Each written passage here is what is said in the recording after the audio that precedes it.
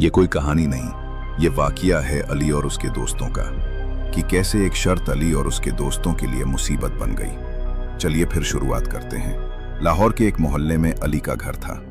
उसकी उम्र 22 साल, चेहरा रोशन, आंखों में चमक और दिल में जवानी का जोश। गवर्नमेंट कॉलेज का तालिबे इल्म था और उसके दो बेहतरीन दोस्त थे, समीर और इमरान।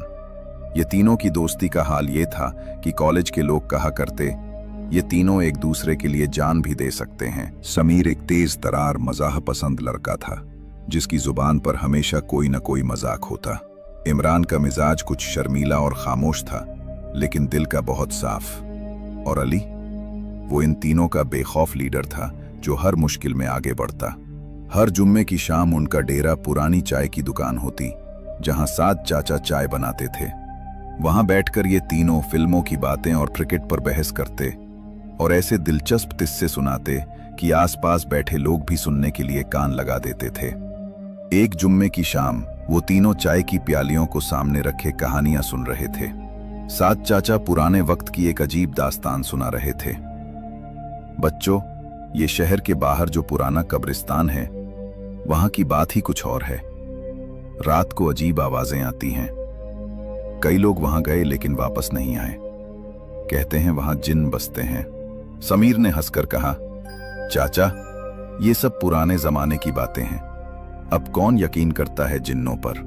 लेकिन इमरान के चेहरे पर परेशानी के आसार नजर आ रहे थे। चाय की चस्कियां लेते हुए बात आगे बढ़ी। अली ने कहा, मेरे ख्याल में ये सब झूठ है, जिन्न वगैरह सिर्फ कहानियों में होते हैं। समीर ने तंज से कहा, हाँ यार अली, तो बोलता है तो सबसे बड़ा बहादुर है, फिर कब्रिस्तान की बात सुनकर चुप क्यों हो जाता है। इमरान ने हिचकिचाते हुए कहा, यार मैंने सुना है वो कब्रिस्तान बहुत पुराना है, मुगल दौर का है। लोग कहते हैं वहां रात को अजीब चीजें दिखाई देती हैं। अली को यह बात नागवार गुजरी।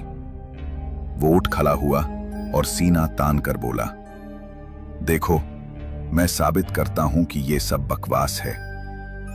अगर तुम लोगों को यकीन नहीं तो एक शर्त लगाते हैं, मैं आज रात उस कब्रिस्तान में अकेला गुजारूंगा। समीर और इमरान पहले तो हंसे, लेकिन अली को इतना पक्का देखकर बात को मान। ठीक है, समीर ने कहा, अगर तू रात भर वहां रहा और सुबह वापस आ गया तो हम दोनों तुझे 1 महीने का खर्चा देंगे। और अगर तू डर कर भागा, इमरान ने शरारत से कहा, तो तू हमें अगले महीने की सारी फिल्में दिखाना। शर्त तय हो गई। अली रात 12 बजे कब्रिस्तान जाएगा, फोन बंद करके रात गुजारेगा और सुबह 6 बजे वापस आएगा। घर जाते वक्त अली के दिल में हल्की सी घबराहट जरूर थी, लेकिन दोस्तों के सामने अपनी इज्जत का सवाल था। घर पहुंचकर अली ने देखा कि उसकी मां किचन में खाना तैयार कर रही थीं। उनकी उम्र 50 के करीब थी, लेकिन चेहरे पर नूर और आंखों में मोहब्बत की चमक थी। अली बेटा, आ गया, खाना तैयार है, मां ने प्यार से कहा। अली ने खाना खाया, लेकिन उसका दिल बेचैन था। रात को जब वो निकलने की तैयारी कर रहा था तो मां ने पूछा, बेटा, रात को कहां जा रहे हो? अली ने झूठ बोला, मां, समीर के घर जा रहा हूं, कल उसका इम्तिहान है, पढ़ने में मदद करूंगा। मां ने कुछ शक से देखा, लेकिन फिर दुआ दी, अल्लाह तुझे महफूज रखे, सुबह जल्दी आ जाना। अली को बुरा लगा। वो मां से झूठ बोलना नहीं चाहता था, लेकिन सच बताने की हिम्मत भी नहीं थी। रात के 11 बज चुके थे जब अली घर से निकला। मोटरसाइकिल पर सवार होकर वो शहर से बाहर की तरफ चल पड़ा। रास्ते में समीर और इमरान का इंतजार था। यार, अभी भी वक्त है वापस जाने का, इमरान ने कहा। हरगिज नहीं, अली ने जवाब दिया, शर्त है। कब्रिस्तान शहर से तकरीबन 5 किलोमीटर दूर था। वहां पहुंचते पहुंचते 12 बज। कब्रिस्तान का गेट लोहे का बना हुआ था, जिस पर जंग लग चुकी थी। अंदर बहुत अंधेरा था। बस अब हम चलते हैं, समीर ने कहा। सुबह मिलते हैं हीरो। अली ने टॉर्च जलाई और गेट खोलकर अंदर कदम रखा। उसका दिल जोर जोर से धड़क रहा था, लेकिन वो खुद को समझाता रहा कि ये सिर्फ कब्रें हैं, कोई डरने वाली बात नहीं। कब्रिस्तान अंदर से बहुत पुराना लग रहा था। अलग अलग साइज की कब्रें, कई पेड़ और घास। अली ने एक बड़ी कब्र के पास जगह बनाई और बैठ गया। हवा ठंडी थी और पेड़ों की शाखाएं एक अजीब सी आवाज निकाल रही थीं, जैसे कोई सरगोशी कर रहा हो। अली ने एयरफोन्स लगाकर गाने सुनने शुरू किए ताकि खौफ का एहसास कम हो। रात के 2 बजे अचानक एयरफोन्स की आवाज बंद हो गई। बैटरी फुल थी लेकिन कोई आवाज नहीं आ रही थी। अली ने एयरफोन्स निकाले और इधर उधर देखा। फिर उसे एक नर्म आवाज सुनाई दी, जैसे कोई औरत रो रही हो। आवाज करीब से आती महसूस हो रही। अली ने टॉर्च उठाई और उसकी रोशनी चारों तरफ फैलाई। अचानक सामने से एक शक्ल नजर आई। वो एक लड़की थी जो इतनी खूबसूरत थी कि अली की सांस रुक गई। उसके चेहरे पर एक नूरानी रोशनी थी, आंखें सितारों की तरह चमक रही थीं। लाल दुपट्टा हवा में लहरा रहा था और बाल उसके कंधों पर बिखरे हुए थे। वो लड़की उसकी तरफ आई और नर्म आवाज में बोली, डरो मत, मैं नूर हूं, तुम यहां क्यों आए हो? अली ने हकलाते हुए अपनी शर्त की बात बता। नूर ने हल्की सी मुस्कुराहट के साथ कहा, अच्छा, तो तुम अपने दोस्तों को साबित करना चाहते हो कि तुम बहादुर हो? जी हां, अली ने कहा, हालांकि उसकी आवाज में लर्जिश थी। ठीक है, मैं तुम्हारे साथ बैठूंगी, रात गुजर जाएगी, नूर ने कहा और अली के पास आकर बैठ गई। नूर की मौजूदगी में अली को अजीब सुकून महसूस हुआ था। उसकी आवाज में एक कशिश थी जो अली को अपनी तरफ खींच रही थी। तुम जिन्नों पर यकीन रखते हो? नूर ने पूछा। नहीं, मैं नहीं मानता, अली ने कहा। नूर ने हंसकर कहा, लेकिन मैं तो खुद एक जिन्न हूं। अली की आंखें हैरत से फैल गईं, लेकिन नूर की खूबसूरती और मेहरबान आवाज की वजह से उसे कोई खौफ नहीं हुआ था। नूर ने अली को पुरानी कहानियां सुनाई, मुगल बादशाहों के दौर की, जिन्नों की दुनिया की और मोहब्बत के कदीम अफसानों की। अली को लग रहा था जैसे वो किसी ख्वाब में है। अली, तुम्हारी कोई खास ख्वाहिश है? नूर ने पूछा। क्या मतलब? अली ने कहा। मैं तुम्हारी मदद कर सकती हूं, नूर ने कहा और उसकी आंखें अली पर टिक गईं। अली का दिल तेज धड़कने लगा। रात गुजरने के बाद जब सुबह की पहली किरण नजर आने लगी, नूर ने कहा, अली, मुझे जाना होगा, लेकिन याद रखना, मैं हमेशा तुम्हारे साथ हूं। सुबह 6 बजे अली कब्रिस्तान से बाहर आया। समीर और इमरान इंतजार कर रहे थे। यार, कैसा रहा? समीर ने पूछा। कुछ खास नहीं, बस आम सी रात थी, अली ने कहा, लेकिन उसके चेहरे पर एक अजीब सा नूर था। वाह जी, तूने सच में पूरी रात गुजारी? इमरान ने हैरत से कहा। शर्त है, अली ने कहा। अब मेरी 1 महीने की ट्रीट का इंतजाम करो। लेकिन अली का दिल सिर्फ नूर के ख्यालों में खो गया था। वो उसकी खूबसूरती, उसकी आवाज और उसकी बातों को भूले से नहीं भूल रहा था। अगली रात से अली को नूर के ख्वाब आने शुरू हो गए।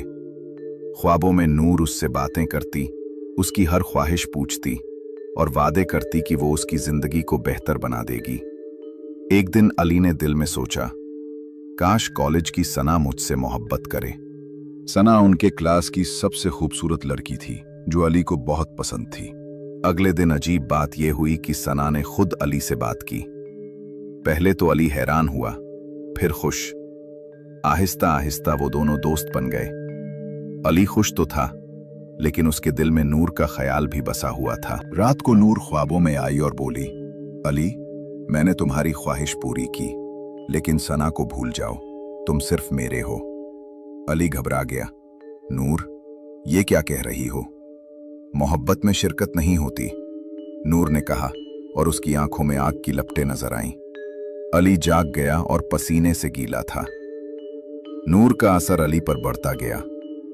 वो दोस्तों से दूर होने लगा, पढ़ाई छोड़ दी और घर पर माँ बाप से लड़ाई करने लगा। अली बेटा, तुम्हें क्या हो गया है? माँ ने परेशानी से पूछा। कुछ नहीं माँ, बस थोड़ा परेशान हूं, अली ने कहा। लेकिन उसकी आंखों में एक अजीब सी वीरान। समीर और इमरान ने भी महसूस किया कि अली कुछ बदल गया है। यार, तू रात को कहां जाता है? हमें सब कुछ पता, समीर ने कहा। लेकिन अली नूर के बारे में खामोश रहा। अली अब हर रात कब्रिस्तान जाता और नूर से मिलता। नूर उससे बातें करती और उसे अपनी मोहब्बत का यकीन दिलाती। अली को लगता ये मोहब्बत है, लेकिन नूर की हसद उस पर भारी पड़ने लगी। जब अली सना से बात करता तो नूर गुस्से में आती और सना को खौफनाक ख्वाब दिखाती।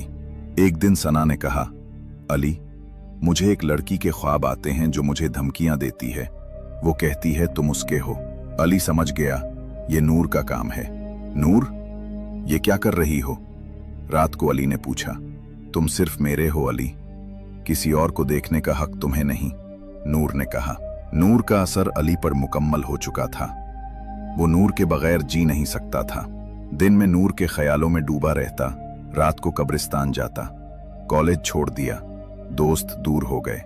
समीर और इमरान ने उसे समझाने की कोशिश की, यार तू पागल हो रहा है, लेकिन अली कुछ नहीं सुनता था। एक दिन समीर का हादसा हो गया। मोटरसाइकिल से गिरकर उसकी टांग टूट गई। इमरान को रात को खौफनाक ख्वाब आने लगे। अली समझ गया ये नूर की हसद है, ये सब बंद करो। उसने नूर से कहा, तुम सिर्फ मेरे हो, दोस्तों को भूल जाओ, नूर ने कहा। अली की जिंदगी जहन्नुम बन गई। सना ने उससे दूरी बना ली। घर में माँ बाप रो रो कर थक गए थे। आखिरकार इमरान और समीर ने उसे एक बुजुर्ग आलिम हाफिज साहब के पास ले जाने का फैसला किया। हाफिज साहब ने अली को देखा और फौरन समझ गए, बेटा तुम एक जिन के कब्जे में हो, ये मोहब्बत नहीं एक लानत है, उन्होंने कहा। हाफिज साहब ने तावीज दिया और आयतें पढ़ना शुरू की। अली का बदन हिलने लगा, वो चीखा। हाफिज साहब ने जोर से दुआ की और अली के बदन से एक सियाह धुआं निकलकर गायब हो गया। अली बेहोश हो गया। जब अली की आंख खुली तो वो नॉर्मल था। हाफिज साहब ने कहा, बेटा जिन की मोहब्बत कभी खत्म नहीं होती, हमेशा तावीज पहनना और दुआ पढ़ते रहना। अली ने अपनी जिंदगी दोबारा शुरू की और सना से बात की, दोस्तों के साथ दोस्ती वापस बनाई। लेकिन कभी कभी रात को अली को नूर की याद आती। वो जानता था कि ये कहानी मुकम्मल तौर पर खत्म नहीं हुई।